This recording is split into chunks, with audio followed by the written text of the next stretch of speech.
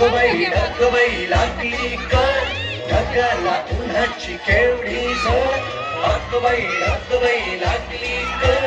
ढगाला उन्हाची केवढी झळ थोडी न थोडकी लागली फार थोडी न थोडकी लागली फार डोंगराच्या डोळ्याला पाण्याची धार अगबाई लागली कर ढगाला उन्हाची केवढी झळ